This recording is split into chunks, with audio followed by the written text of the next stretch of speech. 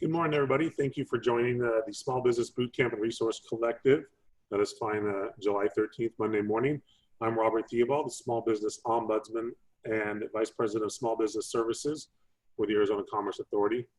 I'm glad to be your host today. I want to first start by thanking all of our community partners. We could not do the bootcamp series without their support and their help. We appreciate it very much. The Small Business Bootcamp and Resource Collective is designed to help small businesses return from the COVID crisis stronger than ever. It's a statewide initiative that's supported by our community partners, and it's a daily boot camp. We've been running it since May. We're going to run through July and continue with the Resource Collective to help small businesses. So Small Business Bootcamp can be found on our website, azcommerce.com/small-business-boot-camp. It's webinars Monday through Friday, 9 a.m. The sessions are recorded, so you can go back and watch ones you may have missed if you couldn't make it for the live session at 9. And the Resource Collective is also on our website. It's linked on the bootcamp page, and it contains all the resources and guides and information provided by our community partners. So this week's topics are the power of effective employee engagement today. Tuesday is how to make every pitch count. Wednesday is overcoming obstacles in your business. Thursday, planning for maximum paycheck protection program loan forgiveness. And Friday, how to produce your own marketing videos. We're looking forward to these great sessions. So some quick updates. As you know, last week, the PPP extension was signed. There's still a ton of money remaining. And just some updates from the end of the second round before the extension was signed. Arizona had received 81,000 loans for over $8.6 billion, averaging $106,000 per loan. Additionally, if you're already looking for the forgiveness application, you can find that at sba.gov. Here's the link, and it's also on our website. So real quick, some programs that you can take advantage of from the ACA. We have our small business services. We can help support you navigating through the SBA and working with the small business development centers, local bank contacts, and latest developments for small businesses. Our workforce division can help work with you as employers to find employees, crosswalk employees, and with training programs that are available. And then our Arizona MEP, our Manufacturing Extension Partnership, is a great program for the small and medium-sized manufacturers out there looking to grow stronger and develop your business. A quick reminder and shout out for the Arizona Together website, the state's COVID-19 information and resource website. And here's a link to our list of some of the guides that are available on our Resource Collective. These guides range from construction to salons,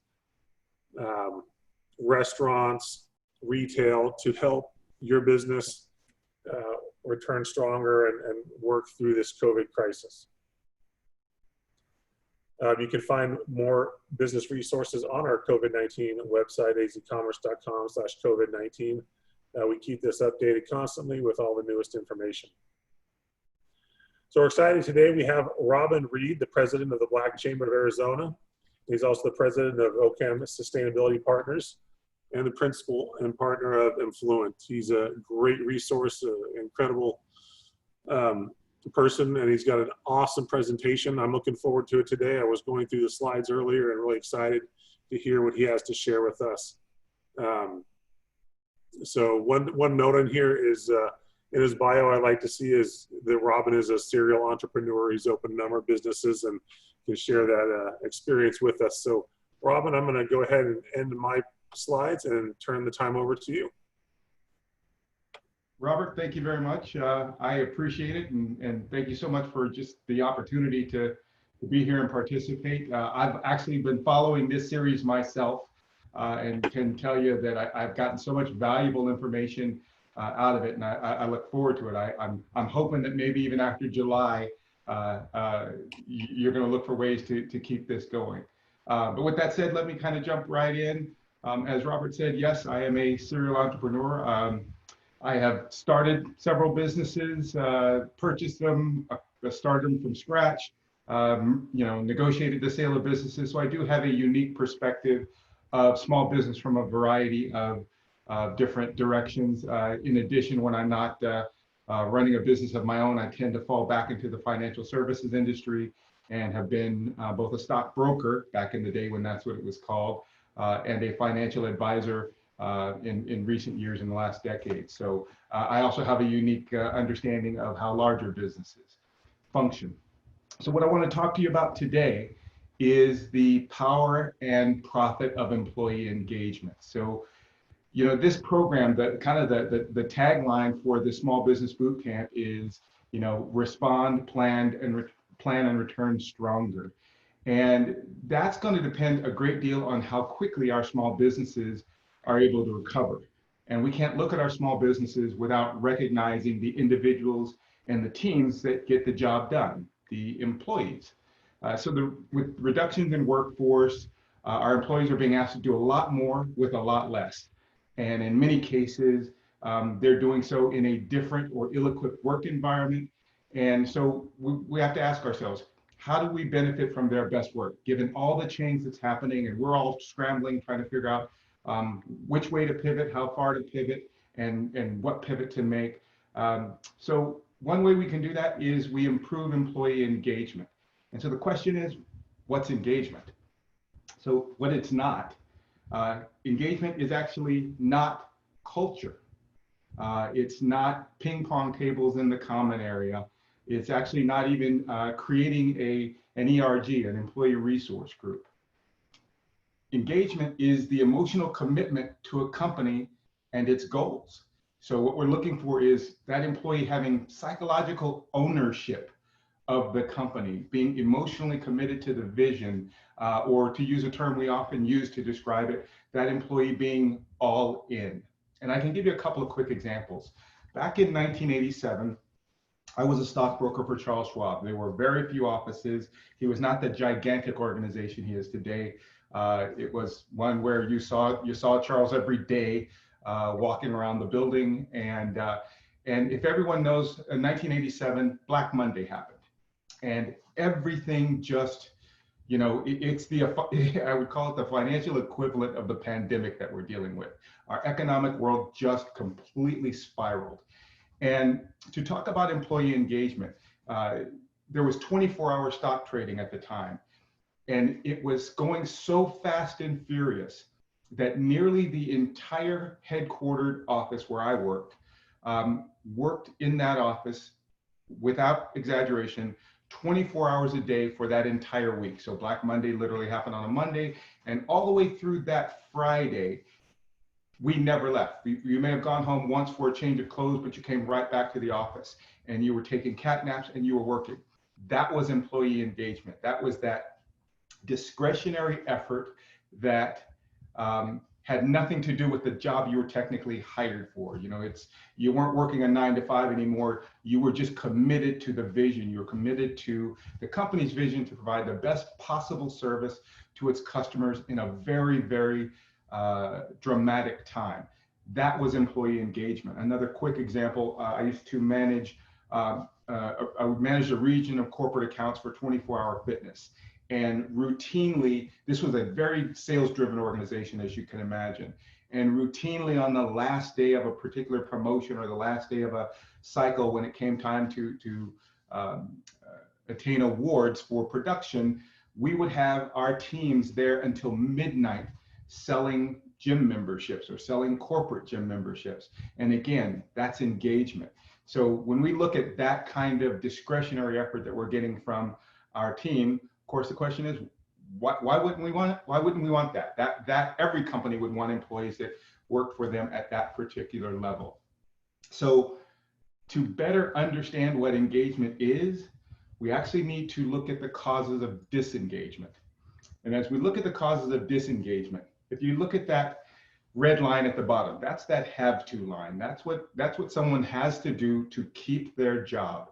If they do not meet the minimum requirements of their job, they will lose their job. So that's the have to line. We know that's kind of the implicit agreement when you hire someone. I'm going to pay you X and you're going to do X. But what we really want is, 3x, 4x, 5x, 10x out of our employees. That's that dotted line. That's the want to line. That's the work they want to do in spite of the work they are paid to do. It's that extra effort. So as we look at that, we look at the forces of disengagement. What's weighing down that green dotted line and drawing it closer to that red minimum requirement line? Well, it's these four factors. It's job fit. It's manager of the of that particular employee. It's culture, and it's the team itself. So what we're looking to do is really understand each of those. So job fit that's kind of basic, right? We understand if you're not equipped for the job, and that's sometimes the cognitive side. If you're not equipped for the job, that job fit's going to take you away from doing that extra work. A couple of quick examples that pop into my mind, and we've all communicated with a company like this. We've communicated with that company where the receptionist isn't really a people person, right? They are literally just somebody pushing buttons to get a call from their phone to someone else's phone. That might be one of those job fit disengagements, or that customer service person within an organization that by nature is at times going to deal with a disappointed customer. But if that customer service person tends to take every complaint personally, that might not be a good job fit. If their emotional description is one where they tend to internalize everything that comes through, that might not be a good job fit. Obviously, we've all heard the phrase, people don't quit jobs, people quit managers. We know that there's often just that time where there's just not a fit, that the manager and the employee don't speak the language the same way. They both understand what they're responsible for, but sometimes it's as simple as a manager feeling like they have to tell someone what to do and someone feeling like they should be asked to do something. Simple things like that can create another force of disengagement. Company culture. I mean, this one is interesting because I can say in my lifetime, I've watched it develop in a number of ways. As we moved from, the traditional business environment of, suit and tie, and we relaxed kind of as a work society into a more casual look, you actually had people who had a hard time letting go. They wanted to wear that suit, but when they came into work, they didn't feel like everyone else. They felt maybe a little outdated, whatever it might be. So we saw that happening, and it happens in a number of different areas. It happens in that way where some people like to talk on the phone and others want to send a text or an email. So you see that the culture difference in just how people view the environment they're in and what their reason is for being there. And then of course the team, and that's really just that team member, that's just that team member that is just, they seem like they never connect, everyone wants to get together and talk it out with the idea of coming up with a jointly arrived upon solution to a problem, but you've got that one person who just needs to be right. It doesn't matter whether everyone disagrees with that being right. It doesn't matter whether everyone agrees with them being right. It's just their way of approaching it is, I'm here to win the discussion versus contribute to the discussion. So that's where you can have a team dynamic that can be a force of disengagement. Here's the interesting thing, and this is the result of a survey that was done of 3,000 businesses. This is all within the last year. Done of 3,000 businesses, different shapes, sizes, industries. Here's the thing. Most companies, by a significant margin, don't have a strategy to really address engagement problems. So they can address financial problems, they can address product problems, but they don't really have anything to address engagement. They just kind of hire people and assume that people are going to come in and do the job. So what we're looking to do is help more companies really address engagement as a relevant aspect of the business, because the fact of the matter is, your people cost is one of your highest costs of doing business.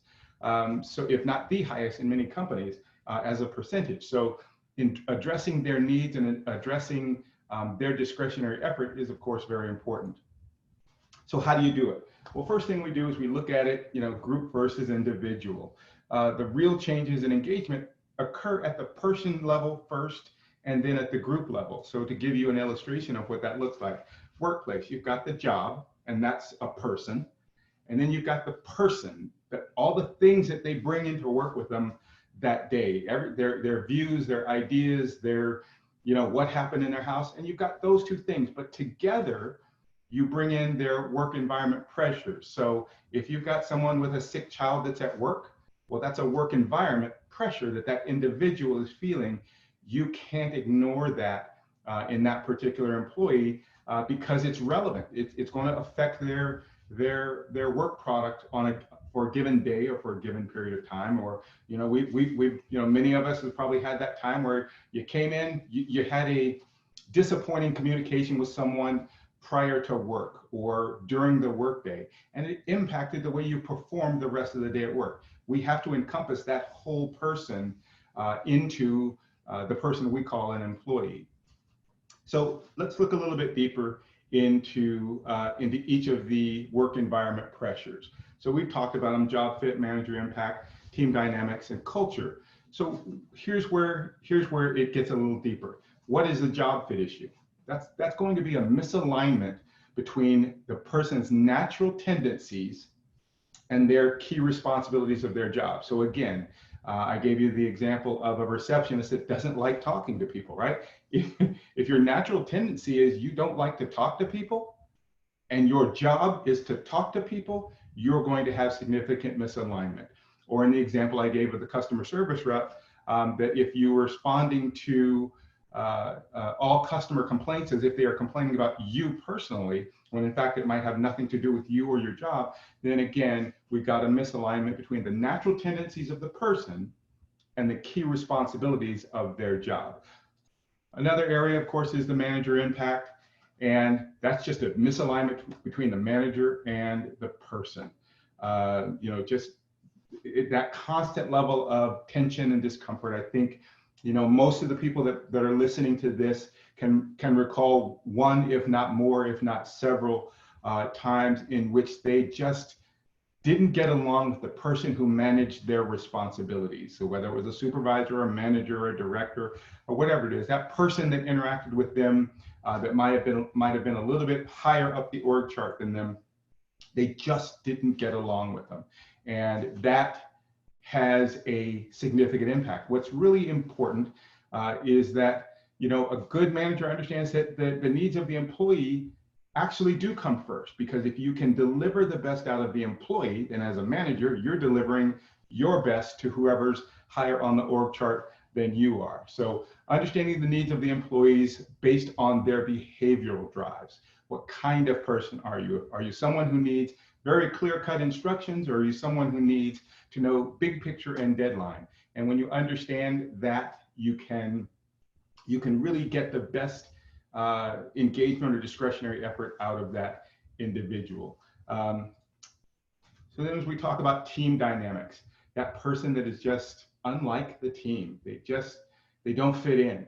And that can be a significant deterrent to engagement, because it can impact the engagement of the other employees that are part of the team, because they can find themselves distracted by the behavior or the attention that gets placed on that one employee that isn't connected to everyone else. And then of course culture. I think we've all heard the saying. I think it was Peter Drucker, I think, said it, and he says, "Culture eats strategy for breakfast."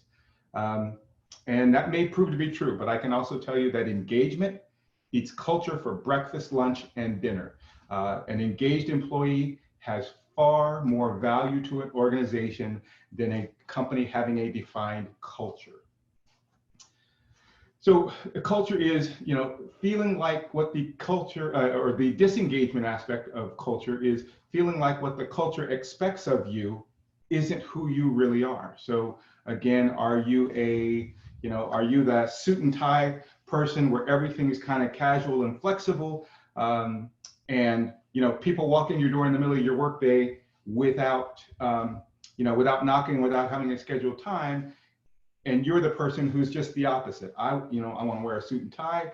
I work with my door closed because I think that allows me to get more done. And I actually am frustrated by unscheduled interruptions. Well, that can be a culture issue if the company has created this open policy, or maybe even the one we're seeing more today is that open workspace. So, we've got a lot of CEOs, even of Fortune 100 companies, who are opting away from an office, and they have a cube out on the floor with everyone else. Well, to some people, that is part of a culture that makes them uncomfortable. And in an environment like that, that can actually cause them to disengage quite a bit. So what do we do? How do we create greater team collaboration through crisis? And some of that's going to come from knowing how to work through change. And that's going to come from understanding what's happening internally. So right now, I would venture to guess that 90% of us, if not significantly more than that, are experiencing pressure in our current work environment based on this graph right here, where, on the x-axis, we've got the degree of complexity or change. And on the y-axis, we've got how much change and how fast. So I'm just going to kind of describe what's happened here in the pandemic to illustrate what this slide looks like in real time. We have asked many of our companies, due to the pandemic, to make a dramatic shift, shifting your restaurant from dine in to take out to curbside service. And we've asked you to do that. So that's the x-axis, right? That's the degree of change. We've asked you to completely shift away from your traditional business model. And how much, how fast? We asked you to do it immediately. There was a couple of talks about a pandemic, and then all of a sudden it was, you need to do this, you can't have dine-in service, or asking fitness facilities to close their doors altogether. That's a dramatic change that happened immediately. So when we're asking our companies to make major pivots without much time to plan for it, you are going to create a real gap in cohesion. And let me show you what that would look like. So when you're doing that, let's look at the right side of this, the right side under alignment. Okay, so that's strategy. Your company prior to the pandemic was probably benefiting from our relatively strong Arizona economy. That means that we were in that upper right quadrant exploring. We were looking at new products to deliver, new levels of service to provide to our existing customer. Or we were in that lower right quadrant, which is producing. We were looking at driving sales. So many organizations were just saying, people love what we're doing, they're paying for it, let's sell more. And that was really driving your organization. And in order to do that, you built a team that really could function well within that environment. You had great salespeople, you had great innovators, you had people who were fantastic at understanding the marketplace and seeing how you could expand and grow your business. And then one day, out of nowhere, every company had to shift back to stabilizing. How do I keep my doors open? How do I manage every penny with such scrutiny in hopes that I can continue to pay my employees for a period of time, even though I'm not generating revenue, even though I really don't even have a need for their services because my doors are closed or there's just not enough traffic coming in.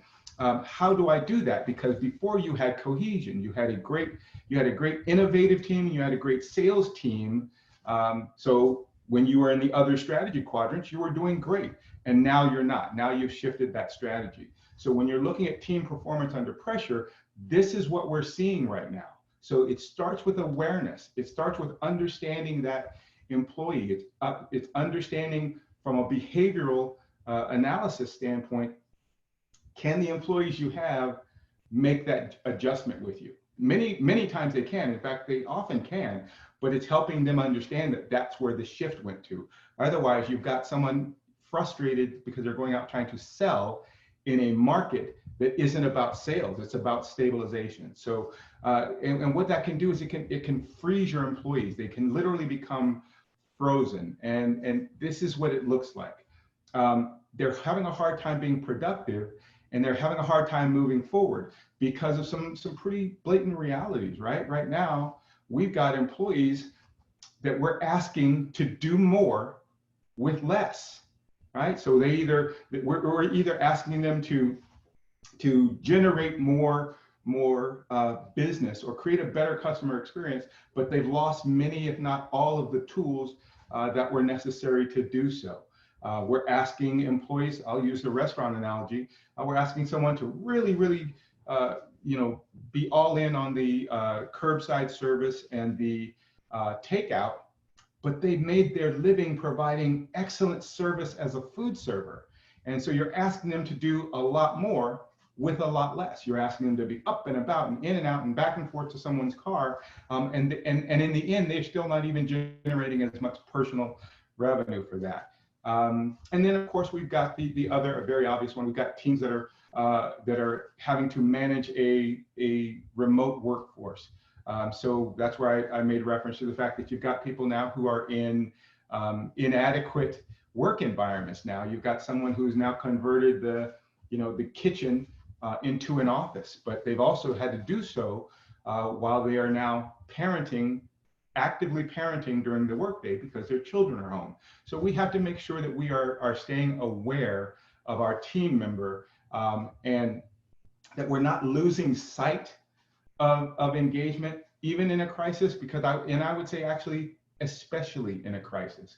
We want to make sure that we are not losing sight of our team's engagement because they're going to feel a little bit stuck. If you've had any rifts or reductions in force, you know that there are some employees that are going to feel a little bit of survivor's guilt that they kept a job when someone else lost a job. You've got the whole feeling that goes with that daily anxiety that your job is always on the line for reasons that you have no control over. You can do your best work possible and find that you aren't getting rid of that feeling of being able to get fired tomorrow just because the company can't afford you. So that survivor's guilt and that ongoing anxiety of job security is there. When we've asked people to shift and take on different responsibilities because you have fewer people, but you still got to get the work done. So now they're unclear on their role. They're unclear on what the expectations are as a result of a realignment. And that adds to that fear. Well, now if I'm not doing a job well because I don't know how to do the job, am I increasing my chances of being terminated? These are really big issues. And then preparing for the future. How do we do it? How do you motivate a frozen workforce? Well, the work that needs to be done there, it starts with awareness of your team. It really starts with knowing each individual employee wherever possible, and understanding the things that are going on with them and helping them address how they are handling this crisis. Because if we don't ever connect to them, certainly we can't expect them to connect with us. Having a strong strategy and team alignment. We showed a few slides ago that slide that had the quadrants, and it showed that most of us have shifted from either an exploring strategy or a producing strategy into a stabilizing strategy. But did we make sure that the team we have or the team we chose to keep was actually the best aligned team for that strategy? And then once you have that information, it's then the process of re-engaging employees. Everyone through our current situation has really begun to kind of close ranks, right? People are thinking, first, got to take care of me. Second, got to take care of my family, or vice versa. Third, got to take care of my job. Or maybe third, I take care of my extended family. Fourth, I take care of my job. So we've got to get them re-engaged, because again, if somebody thinks every day I'm one mistake or one financial report away from losing my job, it's very easy for that individual to become disengaged. So here's something interesting, and since I think we're doing good on time, I would love to have you guys just throw real quick in the chat, what percentage of employees do you think are disengaged? And I'm just going to give it a few seconds. I don't want to stay on this for too long. So again, based on the 3,000 businesses that were surveyed in this study, 67% of employees are disengaged.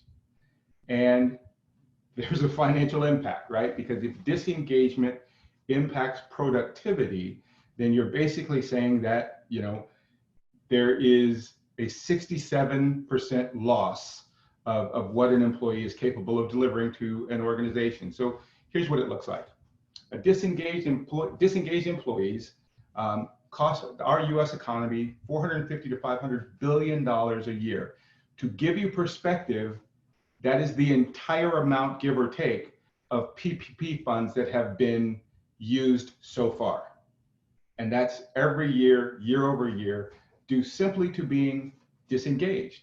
So to put it in context of a single employee, an individual disengaged employee costs a company about $3,400 per year for every $10,000 of salary they earn. So if they're making $50,000 a year, then the company is spending or losing, however whichever angle you want to look at it from, but the cost to the company is about $17,000 per year per employee at the $50,000 a year level. So clearly we can see there is a significant power and profit to making sure our employees are engaged. The great part about engaging our employees is it can be done with simple tools rather than dumping a whole bunch of money thinking it will solve the problem. There are a number of tools, but here's what it looks like, and here's why it makes a difference. When employees are engaged, 37% lower absenteeism. That's just more days of productive work you're getting out of your team. In a high turnover organization, you're going to have 25% less turnover. In a low turnover organization, you're going to have 65% less shrinkage, fewer safety incidences. Here's where some of them really get interesting to me. The 10% higher customer metric. An engaged employee is treating your customer better. And that is one of those things that obviously we spend a lot of marketing dollars. We spend a lot of our quality control and R&D on how do we create the best experience for our customers so they will buy more products and they will refer us to their friends and family, et cetera. Well, one way we can do that is just through higher employee engagement. We've proven that you're going to get just a higher customer metric out of that. Again, higher productivity out of the employee, equating to about 22% higher profitability from an engaged employee. So fixing the engagement problem, it's actually possible. It really just comes from understanding the employee's behavior. And if you really understand human behavior, you have the upper hand and you can start closing the gap on engagement. And that gap for engagement is, that x-axis is so time is the have-to curve, right? That's that minimum job requirement. And the y-axis is that want-to curve. So here's what that looks like. Right now, if we want to close that gap, we want to get away from minimum productivity. We don't really want people that are there just for a paycheck. We certainly don't want people who aren't working. And I know some companies are experiencing that right now. We have employees that have found that it's more profitable to be on unemployment than it is to be at work. This is also a potential employee engagement issue. They're there just getting by. Where we want them is on that want-to curve. We want maximum productivity. We want them to be involved. We want them to be present. We want them to be enthusiastic. And even at a time like this, it's actually possible for an employee to be enthusiastic. And the difference between that is what we call their discretionary effort. So we want to engage our employees so that they are continuing to want to give more discretionary effort so that we can see all of those other benefits of an engaged workforce. So to do so, you can do an employee survey. And this is my last slide coming up, but to do an employee survey, and that survey can yield you results like this. So against a benchmark, you can find out where your score might be. So if you looked at engagement, this particular company was actually below the benchmark. So when you look at where their employees are, many of their employees did not say they were proud to work for that particular organization. However, on the job benchmark, the work they do, they actually exceeded the benchmark. Manager, again, exceeded significantly. So that particular organization that's used as the example here, they really actually thought highly of the manager they worked for. People, that's the people they work with. So that's team that we talked about. They actually exceeded that as well. And then organization overall, so culture, boy, they really just went way beyond the mark on that. The external benchmark was 60, theirs was a 74. Their overall work experience was good. So where we need to find, what we would do in a situation like this is we look at where that disconnect is between culture and engagement. Because as I said, engagement eats culture for breakfast, lunch, and dinner. So you can see that this organization stands to do a lot better if they can improve that score. This that you're looking at, this particular slide, is really an overall summary. But a survey like this can actually be made far more granular by drilling down into specific departments within an organization, as well as specific managers. So we could dive deeper into this particular example and find the department that was doing that helped create that score, and then even further down to the manager that helped create that score. So that's my presentation for the day. I do appreciate everyone just giving enough time to listen, and would be happy to answer any questions you might have. All right, excellent. Thank you, Robin. We appreciate you sharing that information on employee engagement. For all the attendees, please post up your questions for Robin in the Q&A box or in the chat bar. But Robin, a real quick question I have is, looking at that last slide, what can a company do to improve their engagement? That question is, I am proud to work for my organization. Well, you know, Robert, thank you. That's actually a great question, because everybody wants to know, well, how do I fix it? Well, when you start with an employee survey, you can start to break it down all the way down to the person.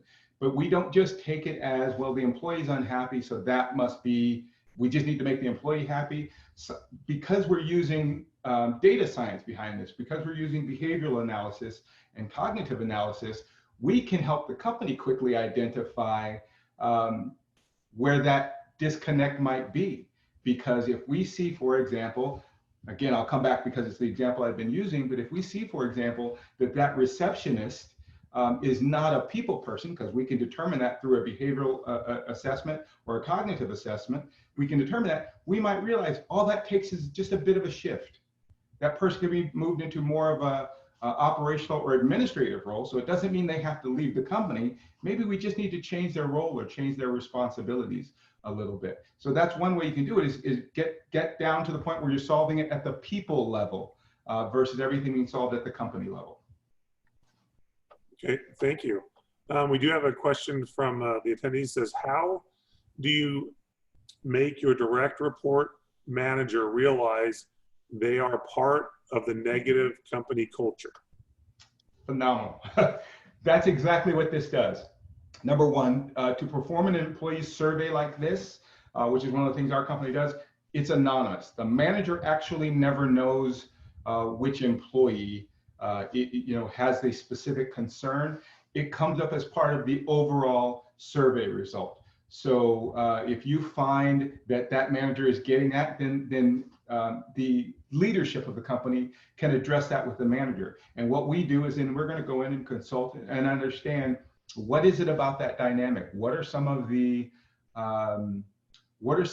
steps that particular manager is doing that might be leading to that result? And what we can also do is then compare that manager to other managers within the organization. So if you have a manager that is just knocking it out of the park, everybody, their employees love them, they're delivering at a high level, well, then we're going to interview that person and say, well, what are you doing? It could be something as simple as, you know what, last Friday of every month, I take my employees to lunch, because I find when we're at lunch and we're comfortable, they talk to me more and I really understand what's going on, and it helps me prepare for the next month.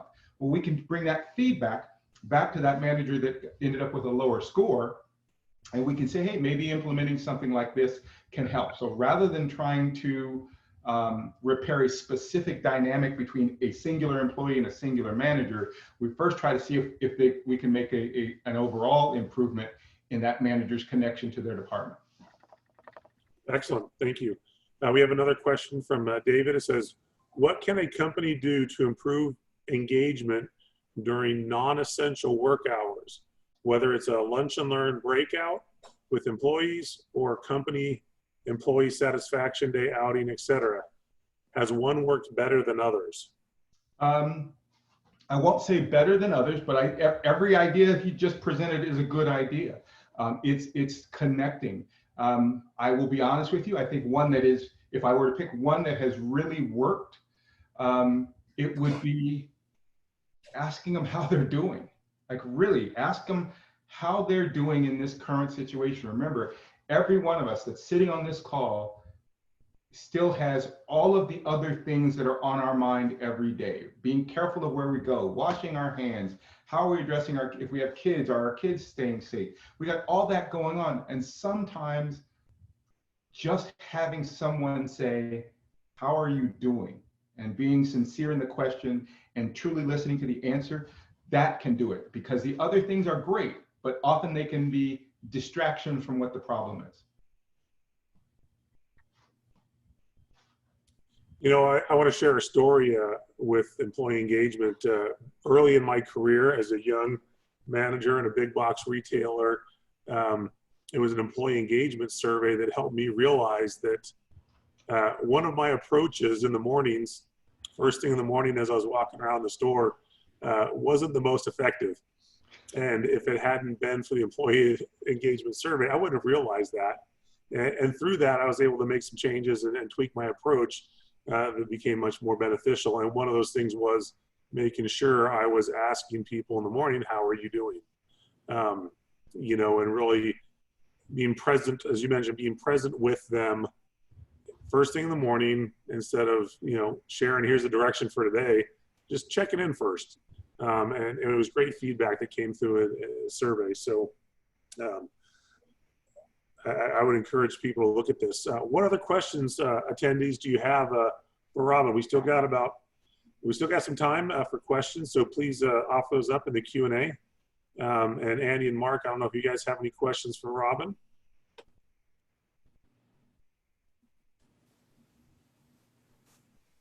I don't have any questions, but I'll give another quick anecdote based on something Robin mentioned around, I think there was a question on what works best or what have you seen work better? And Robin mentioned kind of just asking people how they're doing.